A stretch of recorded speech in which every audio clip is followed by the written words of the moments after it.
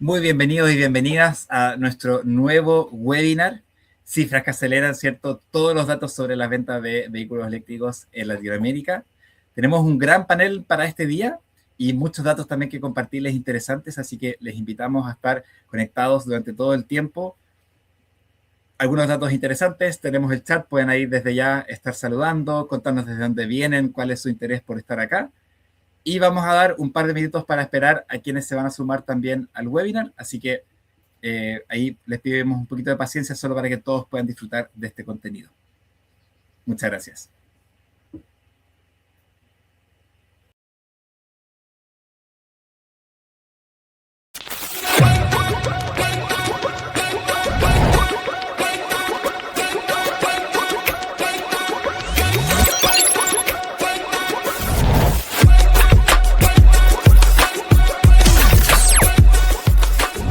Conectamos nuestra tecnología con tu infraestructura de carga. Fideliza a tus usuarios entregando una gran experiencia de carga a través de una completa aplicación móvil, intuitiva, segura y amigable, para que operen y paguen sus cargas de forma ágil y confiable. Además, puedes personalizar tu app de carga pública para explotar al máximo tu presencia de marca. Con nuestro software, podrás manejar de forma remota tu estación de carga para asegurar la disponibilidad de los cargadores, aumentar tus ingresos y gestionar tus usuarios. Además, podrás consolidar datos históricos de carga de tu estación y definir precios, ya sean para público general o convenios.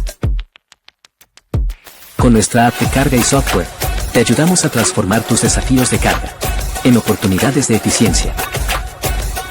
En Merlin, hacemos de la electromovilidad un buen negocio.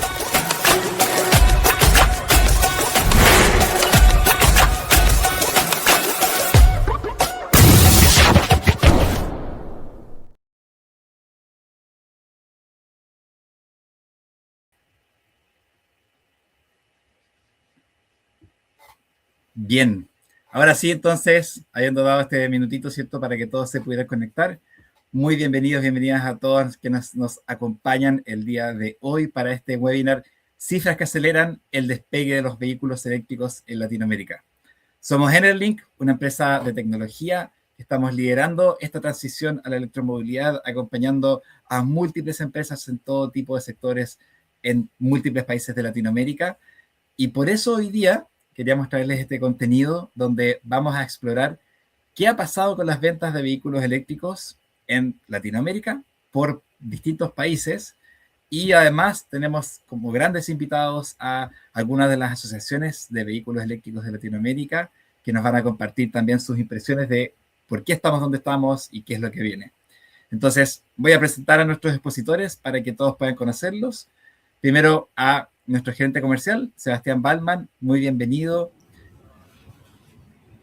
Buenos días a todos que nos escuchan desde México, Colombia, Costa Rica y buenas tardes a todos los que están aquí en Chile, Uruguay, Argentina y bueno, a todo el resto del continente. Yo soy Sebastián Ballman, el Chief Commercial Officer, gerente comercial de Enerlink. Excelente, muchas gracias, Sebastián. Sebastián va a estar compartiendo los datos, ¿cierto?, sobre las ventas que ya les comentábamos de vehículos eléctricos. Y luego en nuestro panel tendremos a 3 asociaciones representadas. En primer lugar, a Germán Carmona, representando a la AMIBE de México. Entonces, ahí invitamos a Germán para que salude al público. ¿Qué tal? Buen día desde México. Encantado de estar aquí y participar con ustedes. Gracias por la invitación. Un gusto. También tenemos a Rodrigo Salcedo, presidente de ABEC, que es la asociación en Chile. Muy bienvenido, Rodrigo. Hola, ¿cómo están? Muy buenos días, buenas tardes. Muchas gracias por la invitación. De nada, un gusto tenerte acá, Rodrigo. Y también, por último, pero no menos importante, Silvia Rojas, representando la ASOMOVE de Costa Rica. Muy bienvenida, Silvia, a este panel. Hola, buenos días desde Costa Rica. Un saludo a todas las personas de Latinoamérica que nos ven y nos escuchan. No solo representando a ASOMOVE hoy, sino también representando a las mujeres en este espacio. Así que muy agradecida. Así es, muy bien. Excelente, Silvia. Muchas gracias. Muchas gracias a quienes entonces se están uniendo también. Y vamos entonces a pasar a la primera parte de este webinar, que es una parte más breve, donde Sebastián Ballman nos va a compartir los datos de ventas de vehículos eléctricos y, ojo, 100% eléctricos en distintos países de Latinoamérica. Esta información me encantaría decir que es fácil de conseguir, pero no lo es. Ha sido una ardua investigación de conseguir datos de cada país. Algunos países los tienen más ordenados que otros, entonces algunos se consiguen fácil, otros hay que investigar mucho para llegar a los datos reales. Esto es lo que hemos conseguido, ¿cierto?, desde el 2021 en adelante para las ventas de vehículos eléctricos en Latinoamérica. Así que, Sebastián, te entrego entonces el micrófono para que puedas compartirnos estos interesantes datos. Perfecto, Daniel. Muchas gracias. Adelante con el siguiente slide, por favor. Bien. Bueno, la idea es darles un breve contexto. Luego, en la discusión con nuestros expertos, vamos a profundizar en algunos casos. Justamente trajimos 3 casos que son súper interesantes en lo que ha sido la evolución de los vehículos eléctricos livianos y medianos. Bueno, aquí vemos el estado actual de las ventas de los vehículos eléctricos. Ahí no estamos contando híbridos, solamente eléctricos y solamente vehículos livianos y medianos. No estamos contando ni camiones, ni buses, ni ese tipo de vehículos. Al observar la gráfica, yo creo que hay 2 cosas que destacan inmediatamente. Por un lado, claramente vemos que algo que hace 4 años, 21, 22, podríamos decir que era realmente un nicho absoluto en todos los países. Ahí realmente nadie se salva. Si uno ve cómo comienza ese gráfico, pues haciendo ahí doble clic y yendo al 25, vemos que ya son cifras bastante relevantes. Eso realmente es algo que destaca. Y lo segundo, y eso va a ser un gran tema en nuestro webinar, es cuando vemos los países, pues obviamente, digamos, no nos sorprende ver a los grandes, Brasil, México, a lo mejor Colombia, ahí adelante, ¿cierto?, en los primeros 3 puestos, pero después ya llega la sorpresa y ahí Silvia nos va a contar un poquito qué está atrás de eso. Costa Rica, Uruguay, 2 casos que son bastante emblemáticos, bastante interesantes también en Latinoamérica, de cómo han logrado, pues, finalmente, bueno, sobrepasar, por ejemplo, a países como Chile, siendo mercados mucho más pequeños, pero con políticas bastante claras a impulsar la electromovilidad. Siguiente slide, por favor. Bueno, y ya entrando brevemente en el snapshot de los 3 países cuyos representantes de las asociaciones tenemos aquí y también algunos más que son interesantes contextos. Aquí vemos justamente representado lo que la gráfica anterior nos sugería, ¿cierto? Vemos Uruguay, que es un caso que ya tiene, cifras de adopción que son a la par de lo que vemos en algunos mercados europeos. Vemos a Costa Rica bastante cerca y luego pues vemos, podríamos decir, todo el resto. Colombia, de todas maneras, llegando a cerca del 10%, también sabiendo que ahí se viene una marca bien potente que a lo mejor va a ayudar a que ese porcentaje ya llegue al 10%, caso interesante. Y luego el resto, que justamente Chile, México, Brasil, Ecuador, que son países que, bueno, ahí poco a poco se van acercando a ese 5%, que muchas veces se considera que es como ese punto importante donde ya la electromovilidad, forma parte o deja de ser tal vez un nicho y forma parte como de la vida diaria de las personas. Se genera ese intercambio que hace que de ahí en adelante como que empieza realmente a rodar y a ser parte de lo que es la movilidad general en un país, en una ciudad. Adelante, por favor. Bien, aquí tenemos el caso de Chile, que bueno, ya Rodrigo nos va a comentar un poquito más. Claro, cuando lo vemos así en números brutos, de alguna manera sentimos que se queda, como dice Daniel también al principio, un poco estancado, tal vez un poquito atrás del potencial que tiene, sobre todo considerando, como muchos aquí en la audiencia saben, que en buses de transporte público es un caso a seguir, un caso de éxito a nivel mundial. La red de carga es bastante robusta, entonces realmente es curioso, y ahí Rodrigo nos va a contar un poquito más de por qué eso es así y qué tal vez debe cambiar para que deje de ser así, de por qué la adopción ha sido relativamente baja de los vehículos eléctricos livianos y medianos en Chile. Siguiente.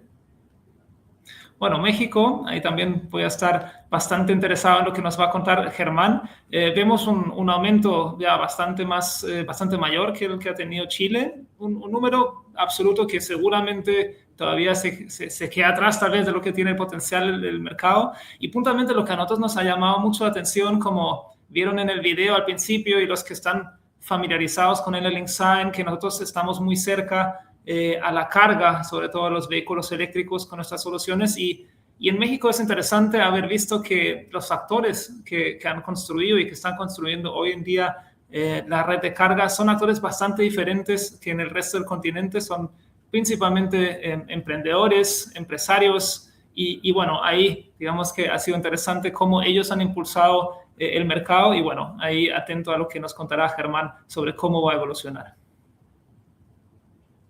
Costa Rica, bueno, ahí también con Silvia vamos a profundizar en cómo han logrado ese número de ventas absolutas, que si se fijan, por ejemplo, pues es más alto que el de Chile. Así que, bueno, un caso muy interesante del cual creo que podemos aprender bastante. El siguiente, por favor.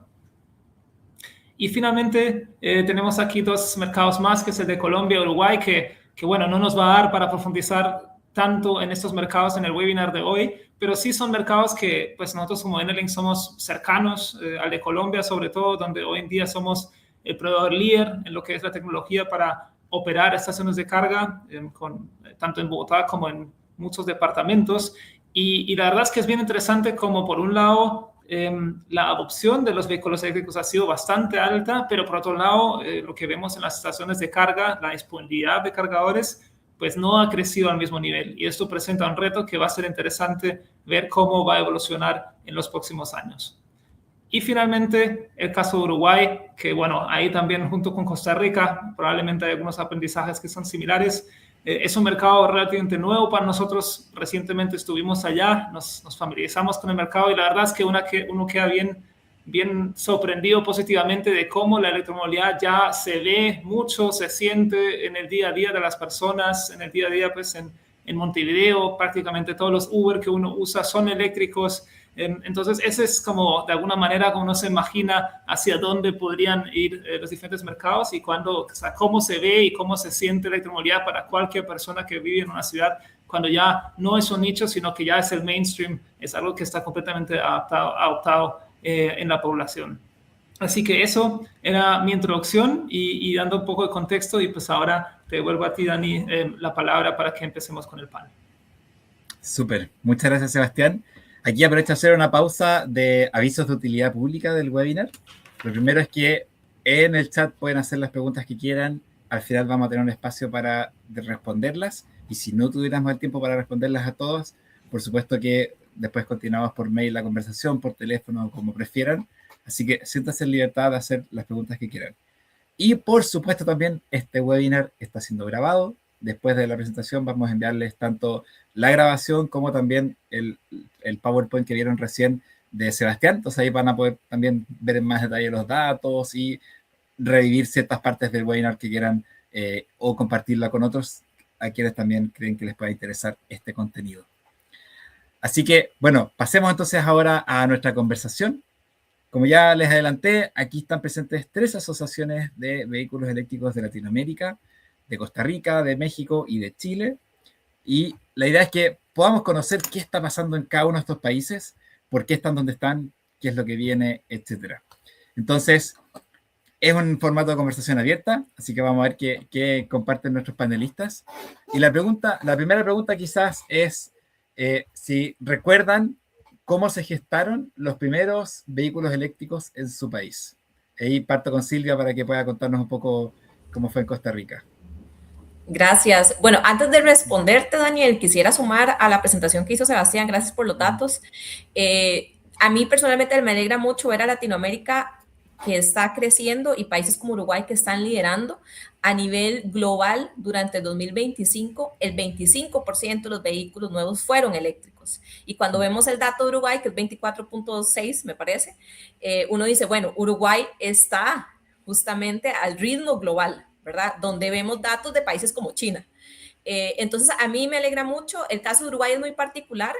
Tiene política pública como lo tiene Costa Rica, pero además tiene una alta carga impositiva en los combustibles fósiles. Eso es política pública y eso es cuando un país decide dónde quiere orientar los impuestos, dónde quiere orientar los incentivos, y eso por supuesto que dirige las decisiones de los consumidores, porque al final nosotros somos los que decidimos pues qué tecnología vamos a adquirir. Entonces quería como también sumar eso a la excelente presentación de Sebastián. Específicamente el caso de Costa Rica, nosotros empezamos ya hace más de una década, ¿verdad? Estamos en esos datos, 16, 17%, cerramos el año pasado de vehículos nuevos ingresados al país, pero ha sido un trabajo de más de una década. Cuando iniciamos las conversaciones sobre la importancia de incentivar los vehículos cero emisiones. Y entonces fue toda una discusión en el Congreso en aquel momento, imagínense, hace 10, 11, 12 años, no había la oferta de vehículos que hay hoy, no habían los precios que hay hoy, y entonces los cuestionamientos eran muchos, ¿verdad? Ganó el sentido de hacer justamente accesible la tecnología a las personas. Y por eso, para responder a tu pregunta, Daniel, diría que ya hace, bueno, unos 10 años que empezamos a trabajar el proyecto de ley que llegó a ser ley de la República en el 2018. Y si ustedes ven los datos de Costa Rica, es a partir del 2018 donde sube exponencialmente. Desde el 2010 ingresaban vehículos eléctricos al país, pero a partir de la ley en el 2018 el crecimiento es exponencial. El mayor crecimiento lo vimos en relación 2024 a 2025, donde crecimos, se duplicó la cantidad de vehículos eléctricos en el país. Ya 2025-2026 no fue el doble, fue el 50% del crecimiento. Consideramos que ya el mercado está madurando, entonces también esos crecimientos no van a ser tan acelerados de un año a otro, aunque sí sigue creciendo, y esperamos que siga creciendo. Importante señalar lo que decía Sebastián, es que además ya no es solamente movernos en vehículos particulares, es que ya hay muchas personas trabajando con un vehículo eléctrico, porque dan servicios de plataformas como Uber, Didi, o empresas en Costa Rica. Si vemos los datos, ya hay mucho pick-up, lo que llamamos pick-up, que es este vehículo con cajón, mucho panel de carga, mucho camión liviano, pero también grande. Tenemos camiones de 50 toneladas, lo que llamamos trailers eléctricos, y entonces ya se ha ido como también diversificando. Ya no es solamente el vehículo para la familia, sino también el vehículo para la empresa o para vehículo para una persona que parte de su negocio es estar en carretera todo el día. Así que sí se ha ido incentivando bastante también para todos esos sectores. Buenísimo. Una cosa también, Silvia, si me permites sumar, y que es una apreciación mía, viniendo yo de Chile, un país tan largo, me llama la atención que en Costa Rica la autonomía del vehículo eléctrico da muy bien para moverse dentro casi de todo el país, y eso creo que es un punto súper a favor para ustedes. Hemos recorrido todo Centroamérica, Daniel, hemos subido a Guatemala, hemos bajado a país, cruzando las 5 fronteras, por supuesto haciendo detenciones para descansar y para cargar, pero como vos decís, tenemos condiciones habilitantes, ¿verdad? Y con autonomías de vehículos en Costa Rica, la oferta ya de vehículos es de 400 kilómetros, el que te da menos, pero ya hay de 500, 600, 700, entonces ya eso te permite moverte sin problema. Claro, excelente, muy bueno. Gracias, Silvia, por toda esa información. Germán, cuéntanos ahora cómo lo ves en México, cómo ha sido ese proceso desde el inicio hasta ahora. Gracias. Bueno, pues en México iniciamos hace 30 años, en la década de los 90, en dos sectores, el sector comercial, con vehículos muy pequeños adaptados, tipo los carritos de golf o los que se usan en industria, que se adaptaron para hacer distribución principalmente de refrescos, de agua en la zona centro de la Ciudad de México. Eso debido a que en aquella época empezaron las restricciones a movilidad de vehículos de combustión interna en el primer cuadro de la Ciudad de México. Empezaron los programas asociados a la revisión de contaminantes, es decir, la verificación vehicular, los programas de hoy no circula un día a la semana, y todo eso hizo que empresas de distribución empezaran a hacer distribución con pequeños vehículos eléctricos, tipo tamaño, insisto, carritos de golf. Pero de ahí se generó una gran industria, de ahí inclusive hubo armadoras, ya una armadora mexicana que estuvo atendiendo este mercado. Y por el otro lado fue en la academia, en la Universidad Nacional, en el Instituto de Ingeniería, en el que soy académico, con los primeros intentos de desarrollo, bueno, no intentos, los primeros desarrollos de vehículos propios, de tecnología propia. En 1996 pusimos en operación un autobús pequeño, un minibús de 6 metros, diseñado y construido totalmente en el Instituto de Ingeniería, con la intención de empezar a llevarlo hacia transporte público, que era el tamaño de vehículos que más se usaban en la Ciudad de México. Entonces, pues la historia de electromovilidad en el país ha sido muy larga. Empezaron algunos esfuerzos junto con gobierno, algún proyecto en el 97, 98, para tratar de implementar vehículos eléctricos como parte de la flotilla de gobierno, proyecto que al final no tuvo gran éxito. Se hicieron algunos esfuerzos, se trajeron en aquella época el primer vehículo comercial muy famoso, el EV1 de General Motors, lo estuvimos probando, analizando. Es decir, sí hay una historia muy larga en México, pero no fue hasta el 2018, bueno, hubo otro intento a finales de la década del 2000-2010 con el primer aviso del taxi eléctrico en la Ciudad de México con el entonces jefe de gobierno Marcelo Ebrard, hoy secretario de Economía del país. Intento un poco frustrado porque no se atendió correctamente la infraestructura de recarga.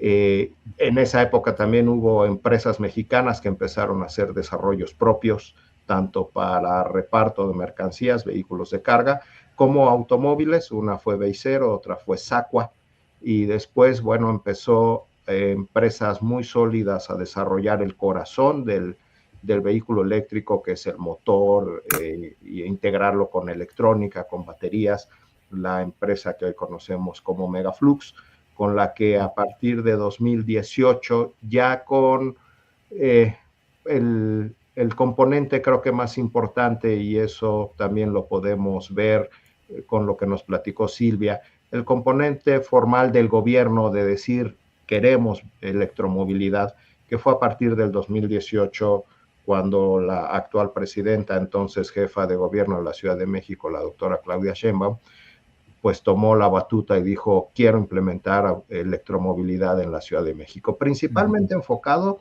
a transporte público, pero también eso llevó a políticas de cero aranceles de importación, con lo que también muchas grandes empresas, principalmente de origen asiático, chinas, pues también empezaron la introducción de venta de vehículos eléctricos comerciales, todas las que ya conocemos. Y de ahí, pues ha habido un crecimiento muy importante, como ya se vio en los datos que mostró Sebastián. Crecimientos, es impresionante hoy voltear a ver las calles de la Ciudad de México, donde está ya cada vez más vehículos eléctricos privados y también vehículos eléctricos de plataformas, todas estas de plataformas virtuales para transporte, y mucho autobús eléctrico, sin llegar todavía a los números que tiene Colombia y Chile, pero con un crecimiento muy importante y muy decidido a partir de las políticas públicas. Creo que ese es uno de los factores primordiales, la política pública. Genial, muchas gracias, Germán. Y ahí México también, con todo lo que relataste, destaca muy fuertemente que México es un país productor de vehículos, ¿cierto? Desde hace mucho tiempo. Es correcto. Y la industria entonces también ha acompañado en ese camino y excelente que vamos también tener vehículos eléctricos producidos aquí en Latinoamérica, ¿cierto? Que corren en sus mismas calles. Así que muchas gracias, Germán, por toda esa historia de cómo se ha ido desarrollando en México. Muy interesante, que hace mucho tiempo que estaban. Y Rodrigo, entonces ahora cuéntanos cómo es el caso de Chile. Aquí también hay mucho que comentar, entonces, ¿cómo lo ves acá en Chile? Lo que ha sido, ¿cierto? ¿Cómo se fue gestando la electromovilidad en el país? Gracias, Daniel. Oye, muchas gracias por la invitación. Saludo a la Silvia y a todos los participantes, a Sebastián, a Germán y a todos nuestros auditores. Bueno, a ver, ¿cómo partió esto? A mí me gusta separar el concepto del vehículo eléctrico, que es lo que conocemos nosotros hoy en día, al final como la persona natural. Cuando tú hablas de un vehículo eléctrico, la persona se imagina un auto, ¿vale? Uh-huh. Pero el concepto del transporte eléctrico, de la movilidad eléctrica en Chile, bueno, tenemos el metro, que es 100% eléctrico, que el único, prácticamente, es uno de los principales hitos, si lo queremos ver a nivel latinoamericano. Y hay una industria que todo lo que es el movimiento logístico al final, en centros de distribución, que lleva desde los años también 90 usando o traspasándose a maquinaria eléctrica, 100% eléctrica, una tecnología mucho más antigua, baterías de ácido plomo, no lo que conocemos hoy en día, pero el concepto de la movilidad eléctrica en Chile se ha impulsado de forma muy silenciosa durante mucho tiempo, en industrias muy puntuales por normativas de emisiones, contaminantes, espacios de trabajo seguros, etc. Si nos pasamos ya al vehículo, el primer auto eléctrico en Chile, se registró el año 2011. Obviamente fue una persona que hoy en día ya tiene 5 o 6 autos, está muy metido en el mundo de la electromovilidad, y lo hizo de una forma experimental. Al principio era un tema totalmente, no sé, como hoy en día vemos a la gente que se trae una Cybertruck. Esta persona se trajo un auto eléctrico del 2011 sin donde cargar, con una batería, con una autonomía de 100, 120 kilómetros. Al 2017, esos 5 o 6 años, ya empezaron a llegar una cantidad de autos, estamos hablando de 140, 150 autos.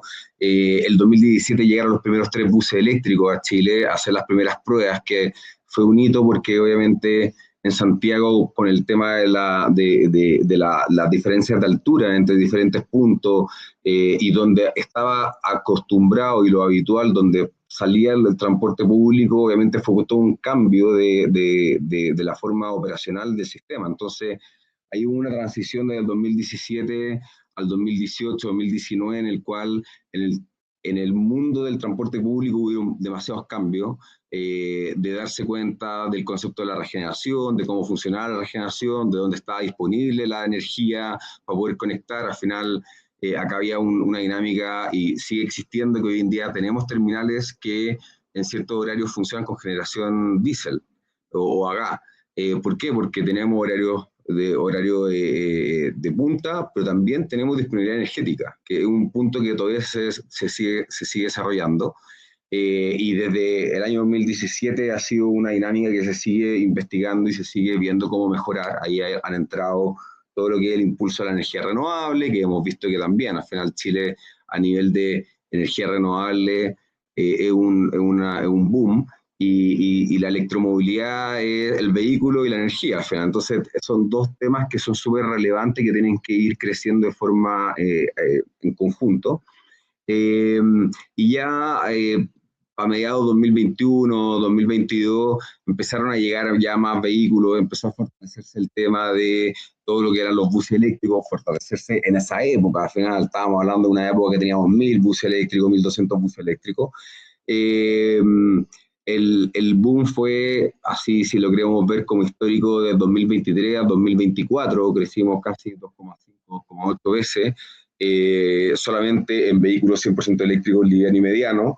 Y ya hoy por hoy, 2026, con un desfase de un mes y medio, ya contamos con casi 5.000 buses eléctricos en transporte, buses, ya sea en transporte privado como transporte pasajero, con casi 14.000 vehículos liviano y mediano de 100% eléctrico, casi 6.000 vehículos híbridos enchufables. Entonces, hay una dinámica que ha crecido, pero esto también esto también se ha acompañado de que hace 5 años atrás, 6 años atrás, existían 10 marcas que traían vehículos eléctricos. Hoy día tenemos en Chile más de 55.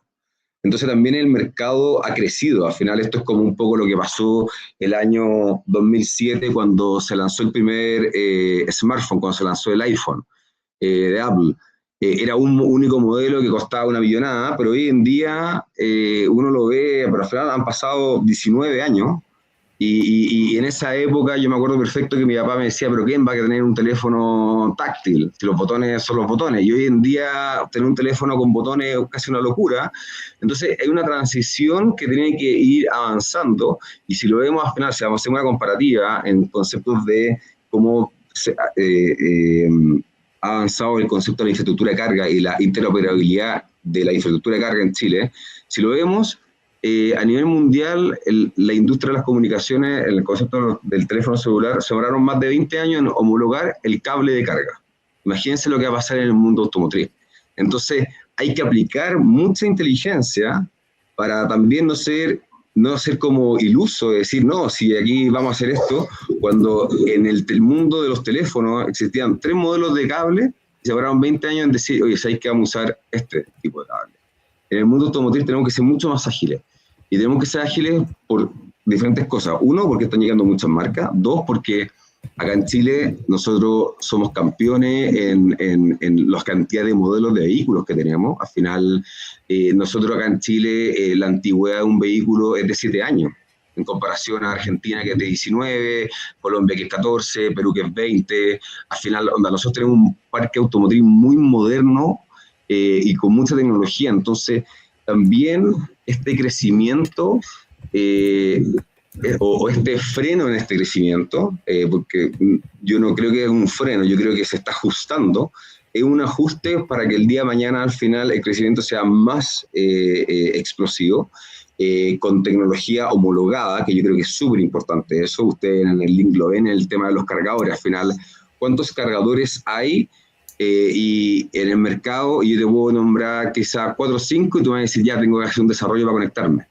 Entonces, al final hay una madurez que tiene que, para que ir avanzando de forma correcta, hay actores que tienen que participar, que eso lo vamos a conversar después en la pregunta que me toca, y cuando esos actores participan, el desarrollo y cómo se va gestionando el concepto de la electromovilidad va más ordenado, va más democratizado y va más justo al final para la sociedad.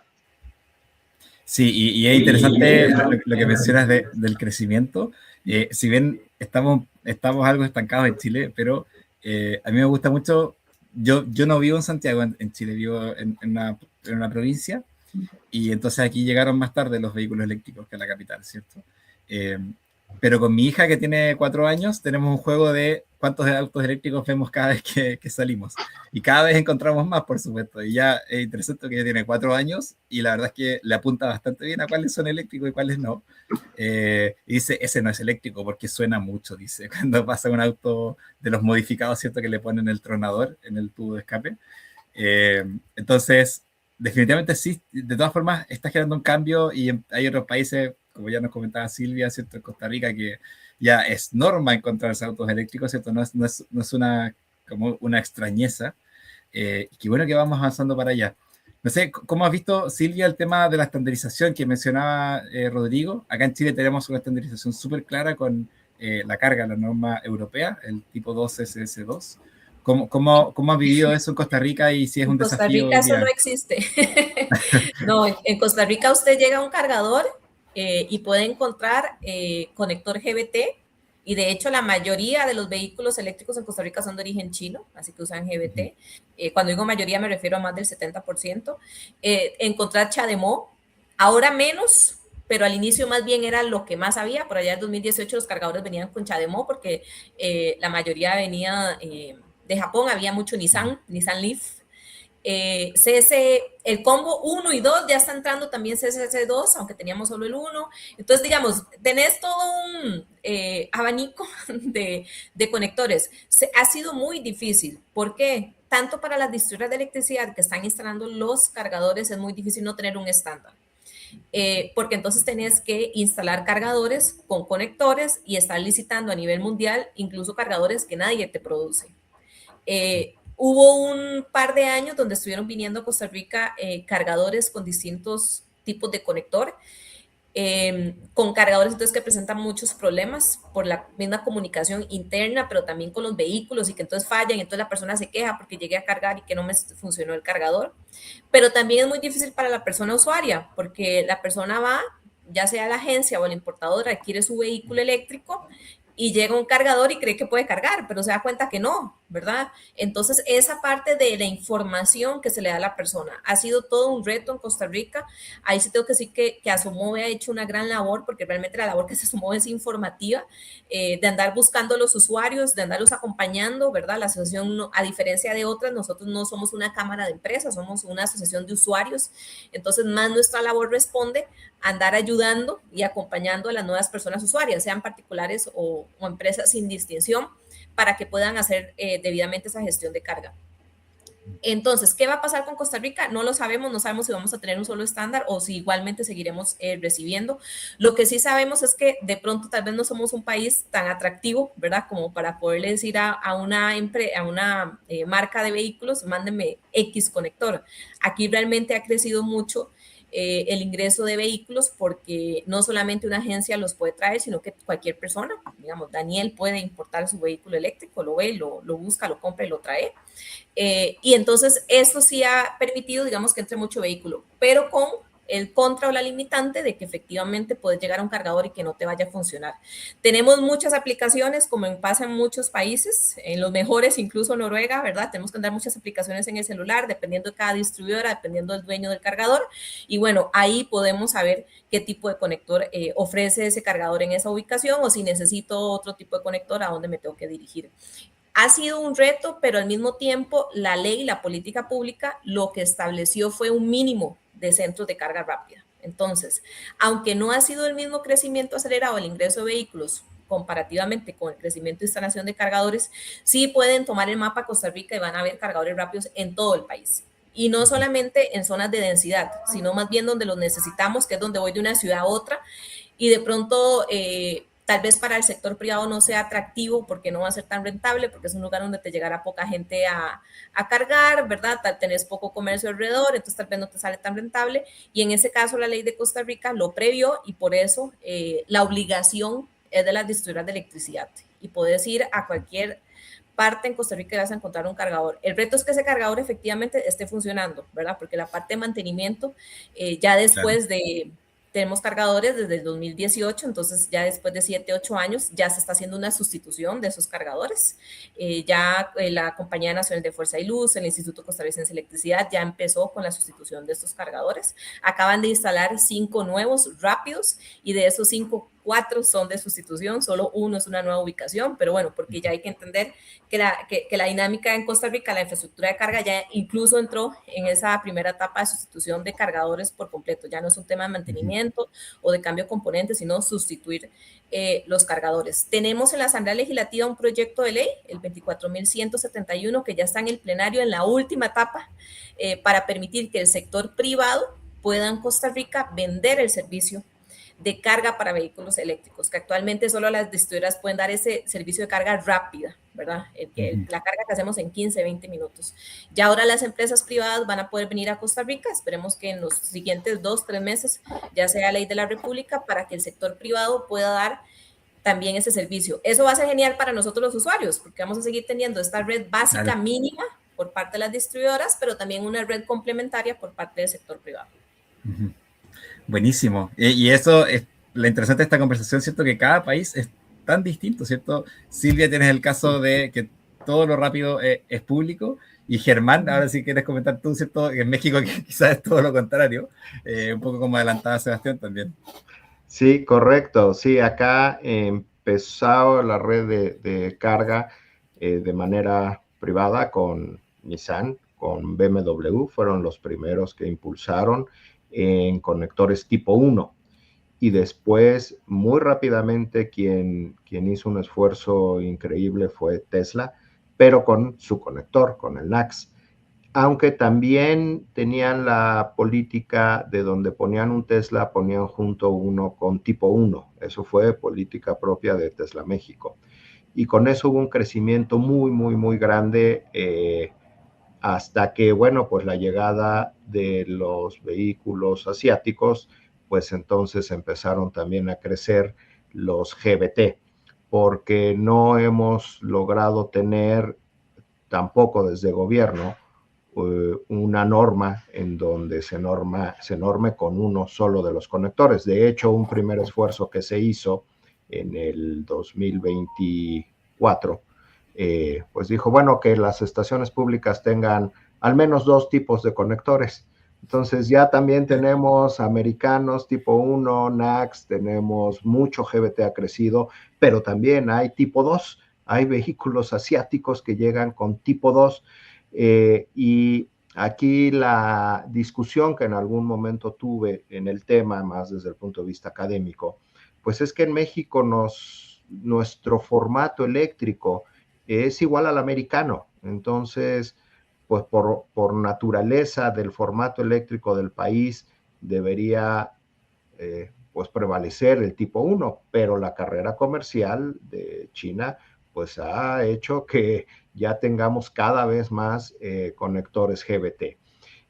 Hace 10 años participé en algún esfuerzo de cargadores públicos, en donde el intento fue poner cargadores que tuvieran al menos 2 tipos de conectores, hasta 3, hubo en alguna ocasión, pero también nos enfrentamos en esa época que no había una normatividad en el que un privado pudiera cobrar la energía en el proceso de carga. Eso solo lo podía hacer la Comisión Federal de Electricidad, que es nuestra compañía más grande de electricidad. Bueno, de hecho la única, pues, es gubernamental.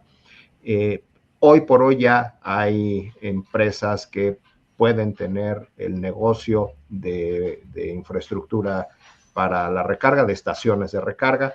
La que más ha crecido es pues la que está de la mano de Vemo, Watts by Vemo, y muchas otras, mejor ni nombro, hay muchas otras empresas que están cada vez creciendo más. Y también se ha visto un crecimiento importante hacia la recarga rápida. Pero creo que tenemos que aprovechar la gran versatilidad que tiene el vehículo eléctrico, que lo puedes cargar desde casa cuando tienes la posibilidad de conectarte en casa, hasta en recarga muy lenta, cosa que es factible para tener vehículos eléctricos. Yo empecé a moverme en vehículo eléctrico hace casi 30 años, en 1997, cuando yo hice la conversión de un vehículo por temas académicos, pero al final lo empecé a usar de manera diaria desde el año 2000, un Volkswagen eléctrico sedán que tiene más de 130,000 kilómetros recorridos en 100% eléctrico, en aquella época baterías de plomo ácido, 60 kilómetros de autonomía, y era más que suficiente para la Ciudad de México, sí, con la necesidad de conectarlo todos los días, pero era más que suficiente. Hoy, con mi vehículo eléctrico de más de 300 kilómetros de autonomía, pues sigo recorriendo los mismos 30 kilómetros que recorría hace 30 años, y lo puedo conectar todas las noches en el enchufe de casa, ni siquiera en la estación de recarga, y es más que suficiente. Pero hay otras necesidades que se tienen que cubrir con carga rápida. Ahí, pues es claro que una empresa que su enfoque sea el servicio de carga de vehículos eléctricos, pues tiene que ser carga rápida. Mientras más rápido despaches la energía, pues más rápido va a caer el recurso y finalmente va a ser un negocio. Si no es un negocio, pues no tiene razón de ser. Pero ese es un gran reto para la infraestructura eléctrica. La recarga rápida es uno de los temas que debemos atender desde el punto de vista eléctrico, desde el punto de vista infraestructura, por el estrés a la que se somete la red eléctrica.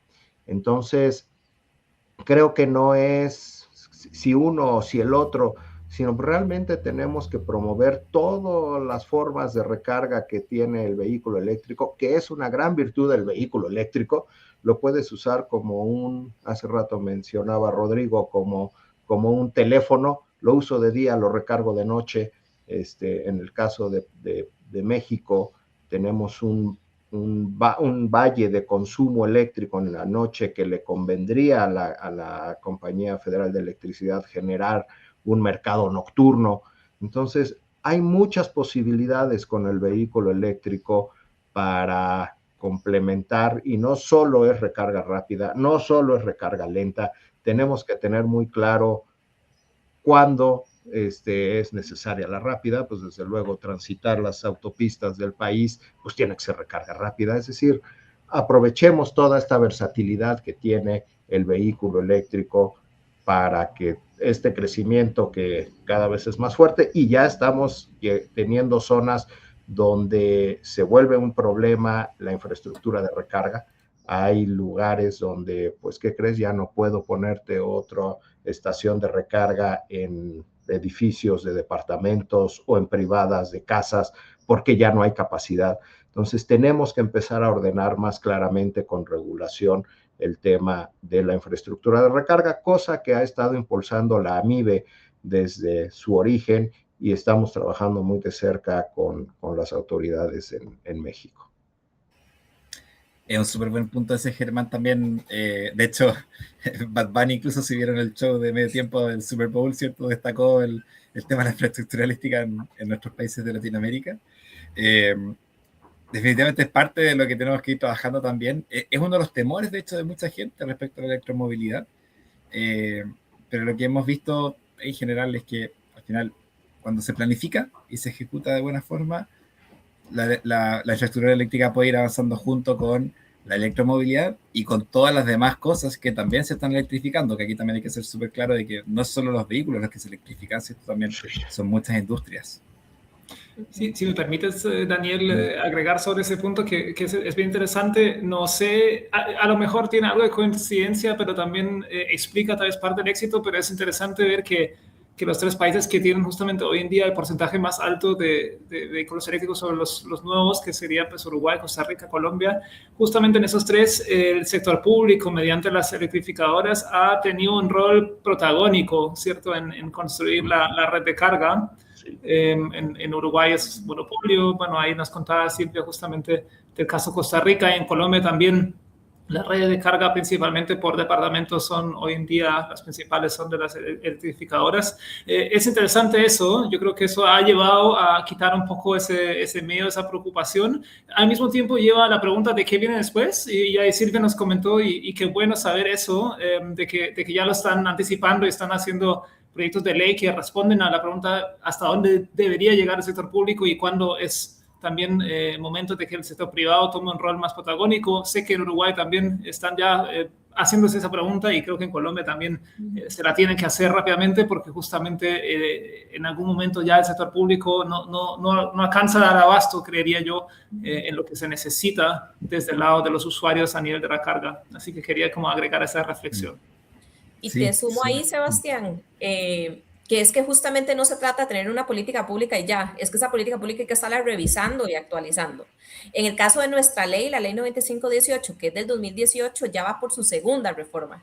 En el 2022 tuvo la primera reforma, que fue para ampliar los incentivos, porque nos dimos cuenta que 5 años no eran suficientes, y ahora más bien estamos reformando el capítulo justamente de infraestructura de carga, porque nos dimos cuenta, bueno, que ya no es suficiente con la infraestructura de las distribuidoras de electricidad, y que tendrá que entrar ciertamente el sector privado. Y también vamos a retomar brevemente lo que decía Germán. Es importante recordar que cargamos en casa, ¿verdad? En el caso de Costa Rica, el 93% de cargas las hacemos en casa. Y a veces yo siento que hay información que es muy obvia para nosotros, pero tal vez la gente lo desconoce. Por ejemplo, que no cargamos todas las noches, ¿verdad? Sigo el caso del teléfono. Bueno, imagínense que todavía fuera un teléfono que ustedes tuvieran que cargar cada 8 o 10 días. ¿Verdad? Ni siquiera todas las noches, porque así es como funciona la carga en casa. En el caso, yo tengo un vehículo eléctrico que me hace 500 kilómetros por carga. Bueno, ¿cada cuánto hacemos 500 kilómetros por carga? Germán decía que él hace 35 por día, dijiste. Bueno, de hecho, en Costa Rica ese es el promedio de kilometraje diario. Entonces, vas a ir cargando cada 10 días. Entonces, imagínate todavía la ventaja que es poder cargar en casa y poder hacerlo cada 8 o 10 días. Sí, genial. Y en ese sentido, pasemos ahora a lo último, que era proyectarnos a futuro. ¿Qué esperan que venga para futuro? Rodrigo, si quieres partir tú ahí, ¿cuáles son tus expectativas de crecimiento para los próximos años en Chile? Sí, mira, yo quería comentar por el tema de infraestructura de carga, y ahí me paso a esta pregunta. Sí. Mira, a nivel de infraestructura de carga, nosotros acá en Chile, yo creo que el tipo de conector, porque a nivel mundial existen 3 tipos de sistemas de comunicación que están ligados a los conectores, al fin y al cabo. Está el GBT, que es el chino, el europeo y el americano. Y yo creo que acá lo que está pasando y lo que va a pasar es que estamos todavía muy en pañales en una definición a ojos cerrados y concreto de con qué normativa, con qué tipo de conector nos vamos a quedar. No por un tema del tipo de conector, sino es acá estamos con una dinámica de crecimiento de la energía de carga que pueden obtener estos vehículos. Ya han salido otros tipos de conectores, bueno, el Tesla, pero también han salido otros tipos de conectores en la Comunidad Europea que están llegando hasta los 500 kilos para poder cargar. En China hay algunos conectores que también están avanzando a 1000. Entonces, el concepto del tipo de conector tiene que ser mucho más flexible y yo creo que todavía falta que emerja un mercado de tipos de adaptadores en el cual uno compre un carro eléctrico, da lo mismo el tipo de conector y uno en la maleta tenga el adaptador GBT A1, 1A2, 2A3, 3A4. Al final, acá, insisto, estamos muy en pañales todavía, ¿ya? Tenemos que pensar de que hace 5 años atrás, un auto, cuando uno hablaba de carga rápida, uno hablaba de un cargador de 50 kilos. Y hace 5 años atrás la carga lenta era 3,5. Hoy en día a mí me preguntan, yo de repente tengo que evaluar el proyecto y cuando yo en mi cabeza en un proyecto de logística, carga lenta son 50 kilos. Porque si no, al final, ¿por qué? Porque la carga rápida pasan a ser 300. Entonces, ¿cuál es la barrera del concepto de la carga lenta, al final, y rápida? Y ahí, acá en Chile, una de las cosas que nos hemos preocupado es avanzar en una ley de interoperabilidad de carga, que no, es más allá del concepto del cargador, sino es que todo el mundo pueda cargar. Y esto yo hago la referencia, y me encanta esta referencia, que es con los cajeros automáticos. Hoy en día, con una tarjeta de crédito de cualquier banco, yo puedo ir a cualquier cajero automático y puedo retirar dinero. Antiguamente eso no era así. Antiguamente yo tenía que, si mi tarjeta era del banco 1, yo tenía que encontrar el cajero del banco 1. Entonces, avanzar en una dinámica de que esto sea interoperable independientemente del tipo de conector, porque yo puedo cambiar mi carro, cambio el tipo de conector, puedo cambiar quizás mi vivienda, de que tener energía monofásica, trifásica, entonces puedo tener más potencia. Si soy una empresa de última milla o soy una empresa de transporte pasajero, obviamente, o de transporte pesado, voy a requerir más potencia, entonces para mí va la preferencia de hacer la rapidez de carga más que el tipo de conector.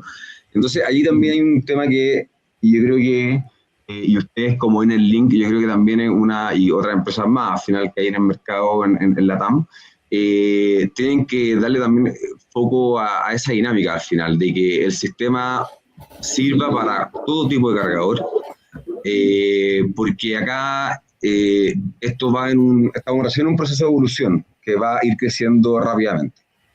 Y también hay una dinámica también de, cuando hablamos de la autonomía de los vehículos, también hay un tema de ansiedad. Al final, muy bien como lo que dice Germán y lo que dice Silvia, al final uno tiene un carro que tiene 60 kilómetros, otro tiene un carro que tiene 300 kilómetros, y al final acá hay un tema, siempre hablamos de ansiedad, al final, y la ansiedad, y una barrera que yo lo veo en la persona natural, al final, y una barrera que es súper, una restricción al final, ni siquiera una barrera que pueden ver un poco más allá, porque hay mucha incertidumbre de que si realmente el kilometraje es real, si realmente, porque hoy esto lo vemos en un vehículo a combustión.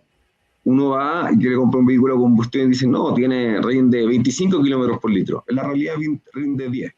En el mundo eléctrico pasa lo mismo al final. Sobre todo además cuando tenemos diferentes condiciones climáticas, tenemos una planimetría muy dispareja, entonces ahí todavía hay un tema académico de enseñanza, y ahí Daniel, muy buena pega está diciendo con tu hija. Yo hago lo mismo con mis 2 hijos. Mis 2 hijos saben reconocer una batería de litio así, casi que, papá, mira, la batería de litio es él, Porque falta también una dinámica de que esto es súper nuevo también para nosotros, entonces hay que inculcar al final, hay que enseñar, hay información, por lo menos en la región metropolitana, la velocidad promedio es de 60, 50 kilómetros, con suerte. Uno no logra andar más de 250 kilómetros al día. Al final hay ciertas dinámicas que uno dice, ¿por qué voy a querer un auto con 300 kilómetros por 200 kilómetros cuando si yo anduviera todo el día con el tráfico, con el taco, con los paraderos, etcétera, no voy a recorrer más de 250 kilómetros?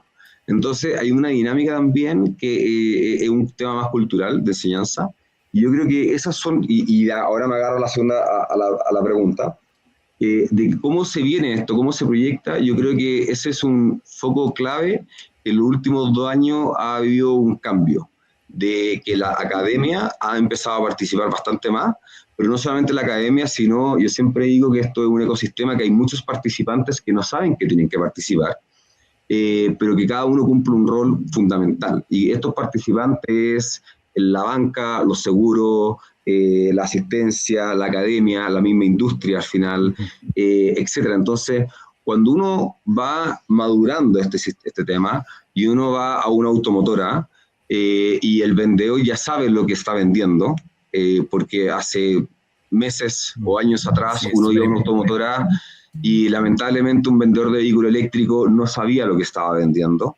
Y yo tuve la oportunidad de hacer capacitación a vendedores de diferentes marcas, y es impresionante que uno ya no está vendiendo un auto, está vendiendo una tecnología. Entonces hay dinámicas que hay que estar mucho más informado. ¿Cuál dirías, Rodrigo, que entonces que es tu predicción a futuro, digamos, si fuera en una frase, predicción a futuro para Chile en la electromovilidad? Vamos a tener un nuevo, cuando cuando se normalice el tema socioeconómico, vamos a tener un fuerte boom en el crecimiento. Y eso va a ser 2026-2027. Eso esperamos, que todos podamos comprar, ¿cierto?, un vehículo eléctrico, no solo las personas que tienen más recursos. Y vamos avanzando bastante. Yo llevo 4 años en la electromovilidad, y cuando yo entré acá en Chile, el vehículo eléctrico más barato costaba $30.000. Hoy día cuesta $13.000. Ha avanzado mucho y vamos para allá. Silvia, ¿cuál es tu idea de lo que viene para Costa Rica en los próximos años respecto a la electromovilidad? Bueno, no solo para Costa Rica, sino a nivel mundial. La Agencia Internacional de Energía allá había proyectado que para el 2025 íbamos a alcanzar el 25% de los vehículos iban a ser eléctricos, y se cumplió. La misma agencia está proyectando que para el 2030 vamos a alcanzar el 50%. Y positivamente esperamos que así sea. Por supuesto que es mucho el trabajo que hay que hacer. Y para Costa Rica yo lo resumiría en 3 puntos. Los vehículos particulares, los vehículos de carga y transporte público. Un vehículo particular, realmente ha sido mucho el avance, como ya vimos, hemos tenido. La gente está más familiarizada con la tecnología. Ya acá en Costa Rica los carros eléctricos tienen una placa verde, entonces ya puedes encontrar en cualquier parqueo o lugar una placa verde, y en alguna reunión familiar le preguntas al tío o al primo que llegó con la placa verde qué tal el carro, y ese boca en boca, que no es de vendedor en vendedor, sino de usuario a usuario, es realmente muy potente. Y más cuando le contamos lo que nos ahorramos, ¿verdad? Y que con lo que yo me estoy ahorrando el gasto de gasolina, que ya no tengo que hacerle tanto mantenimiento al carro, sí revisiones, pero ya no tengo que cambiar aceites, ni filtros, ni nada de eso, y que me estoy ahorrando fácilmente unos $200-300 al mes. Y bueno, ¿qué puedes hacer con eso, verdad? Un arreglo en la casa, guardarlo para vacaciones, ¿verdad? O sea, puedes hacer muchas cosas, y eso la gente lo ha ido comprendiendo. El segundo, que es carga, y imagínense entonces el efecto que tiene en una empresa, poderle decir, ya hay en Costa Rica empresas pares suyas que están teniendo ahorros operativos del 86%, que significa ni siquiera miles de dólares, sino decenas o cientos de miles de dólares de ahorros para una empresa. Entonces, ese segundo bloque va a crecer mucho, y ya lo está haciendo, como les contaba, transporte de carga, liviana, pesada, de distribución, última milla, desde 2 a 3 ruedas hasta camiones grandes. Y el tercer bloque que vemos creciendo, que es particularmente para mí el más importante, que es la electrificación del transporte público. A veces a mí me dicen Costa Rica que está liderando.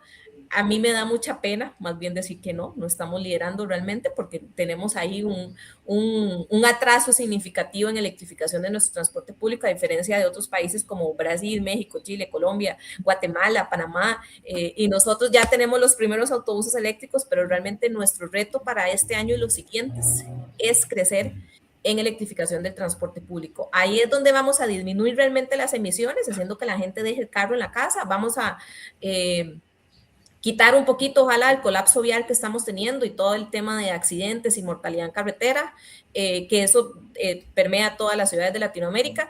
Y tercero, pues vamos a lograr que la gente tenga más acceso. Al menos en Costa Rica, gran parte de la población depende del transporte público. No tienen el poder adquisitivo de un vehículo. Entonces, a esas personas hay que darles un sistema de transporte eléctrico que les va a permitir que sea moderno, que sea eficiente, un transporte bueno, ¿verdad? De buena calidad, y eso es lo que a nosotros desde Asomove también nos interesa para este año y los que vienen. Excelente. Muchas gracias, Silvia. Bueno, y Germán, ahí para también para terminar, ¿qué esperas para México próximos años respecto a la electromovilidad? Bueno, es claro el crecimiento que ya tenemos, no hay manera de pararlo. Y coincido mucho con Silvia. En México lo que más se ha impulsado desde el punto de vista gobierno es el transporte público. Para mí es la forma en la que la electromovilidad se hace equitativa para toda la población. El transporte público es fundamental, que además es la aplicación en la que el vehículo eléctrico se paga sola. La mayor inversión que se tiene en autobuses eléctricos se recupera muy rápido, incluyendo la infraestructura de recarga, con los simples costos de operación. El transporte público recorre 200, 250 kilómetros diarios en México. Entonces, los bajos costos de operación hace que la ecuación sea favorable al vehículo eléctrico. Eso está claro, y el impulso a nivel nacional, ya no solo Ciudad de México, grandes ciudades, México, Guadalajara, Monterrey, sino ya todo el país, el impulso es muy fuerte, y también impulsando tecnología propia, tecnología que ya tenemos a nivel autobuses hechos en México, de 10 metros, de 12 metros, se sigue creciendo. Lo mismo para transporte y reparto de mercancía, desde vehículos pequeños hasta vehículos de 20 toneladas. Hoy tenemos ya vehículos también hechos en México, el tren motriz, que es el corazón, funcionando en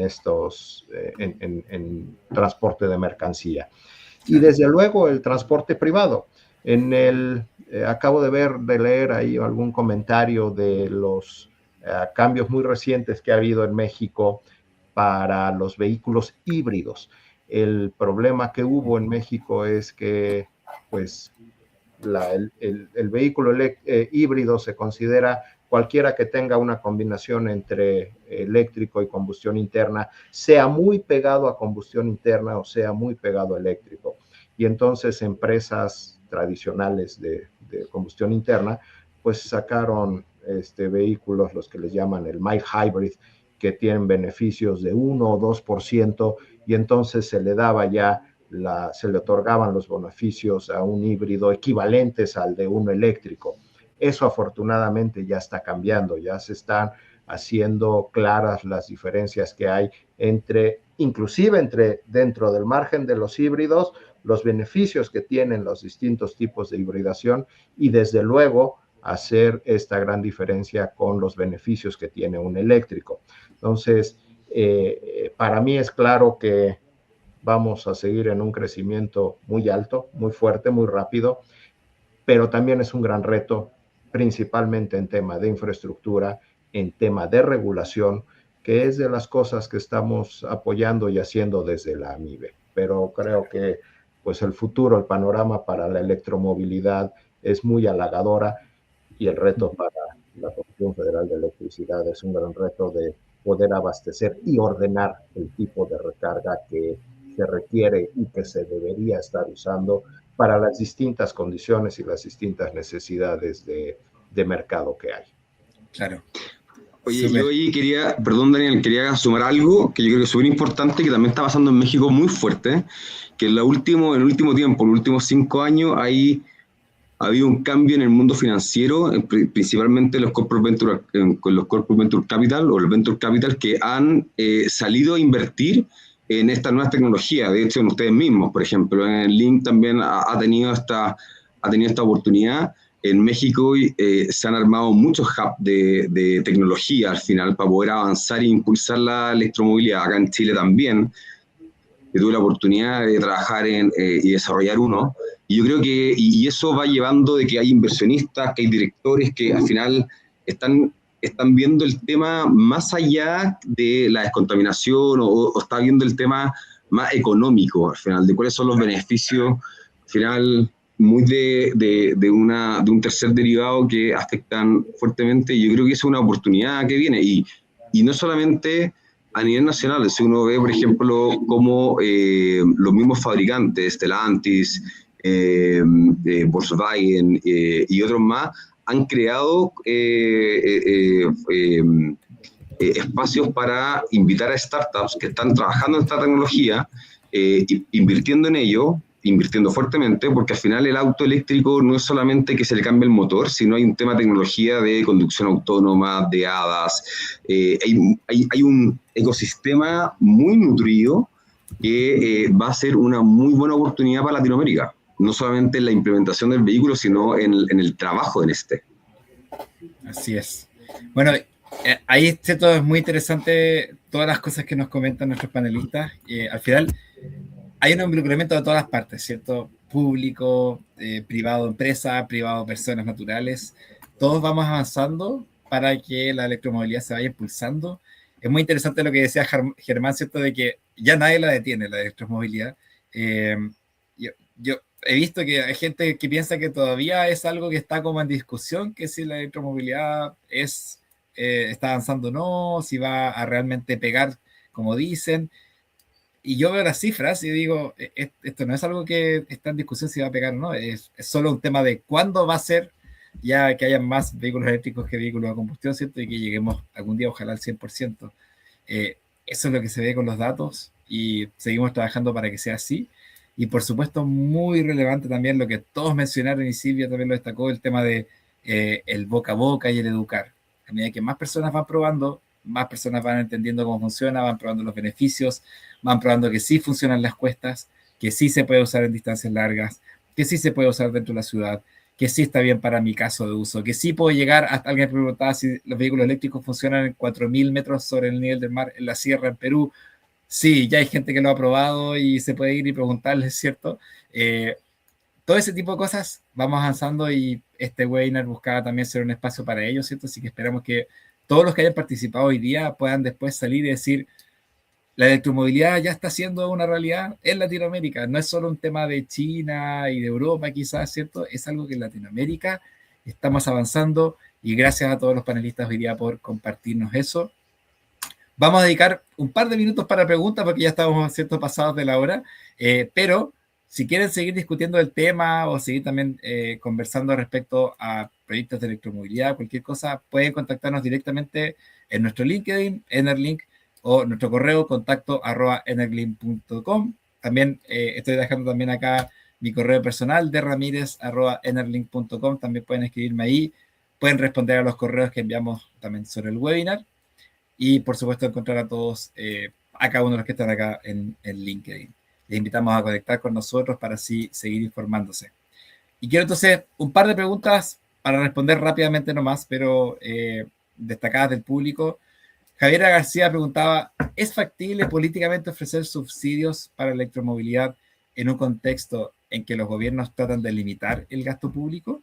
Y brevemente ahí quien quiera tomar la palabra para responder.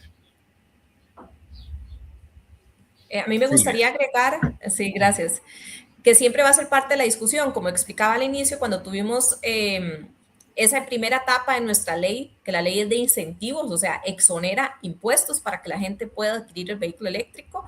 Y como les decía, tuvimos una reforma en el 2022 para ampliar esos incentivos.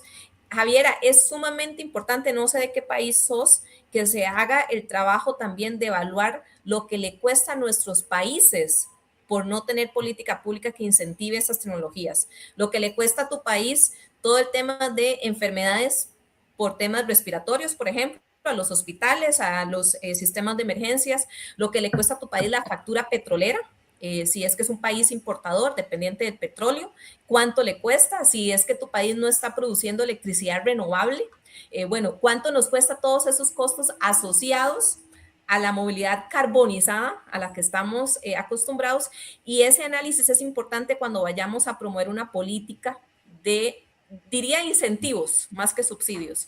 Cuando vayamos a incentivar una política de incentivos, tenemos sí o sí que hacer esos análisis más macroeconómicos y no limitarnos a lo que nos va a costar promover la electromovilidad. Bueno, veamos todo lo que nos está costando como países y como región no promoverla, ¿verdad? Y todo lo que nos cuesta efectivamente ser países dependientes del carbón y principalmente en nuestro sector transporte. Brevemente, nada más, Daniel, me voy a permitir responder una pregunta de hidrógeno que había. En el caso nuestro, por ejemplo, bueno, la movilidad eléctrica incluye hidrógeno. Normalmente estamos acostumbrados a hablar de movilidad eléctrica a baterías, pero está incluido el hidrógeno. En el caso de la ley de Costa Rica está incluido. Es una forma de movilidad eléctrica. No nos hemos ido tanto por la promoción del hidrógeno verde porque somos un país.